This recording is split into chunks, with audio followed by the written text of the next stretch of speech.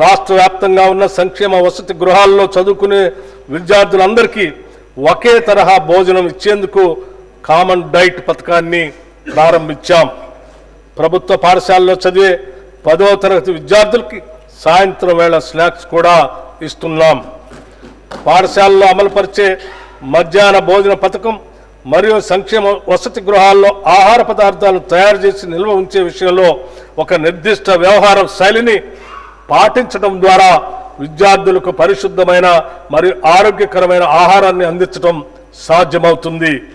దీనికోసం ఒక standard operating procedure SOPని రూపొందించి అమలు చేస్తున్నాం.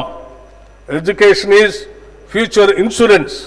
విద్య భవిష్యత్తుకి బీమా కనుక విద్యా వ్యవస్థను బలోపేతం చేసేందుకు రాష్ట్ర విద్యారంగంలో పలు సంస్కరణలు చేపట్టాం.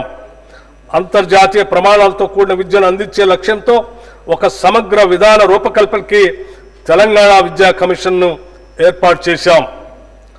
తెలంగాణ నారీ శక్తిని గౌరవిస్తూ కోటి మహిళా విశ్వవిద్యాలయానికి వీరనారి చాకలేయలమ్మ పేరు పెట్టి ఆ విశ్వవిద్యాలయ వారసత్వ కట్టడాన్ని సంరక్షిస్తూనే 550 కోట్ల రూపాయలతో అదనపు భవన నిర్మాణాలని చేపడుతున్నాం. తెలుగు విశ్వవిద్యాలయానికి తెలంగాణ వైతాళికుడు సురవరం ప్రతాప్ రెడ్డి పేరును, ఇండియన్ ఇన్స్టిట్యూట్ ఆఫ్ హ్యాండ్లూమ్ టెక్నాలజీకి శ్రీ కొండా లక్ష్మణ్ బాపూజీ పేరును పెట్టడం జరిగింది. విద్యాశాఖకి ఈ బడ్జెట్లో 23,108 కోట్ల రూపాయలు ప్రతిపాదిస్తున్నాం.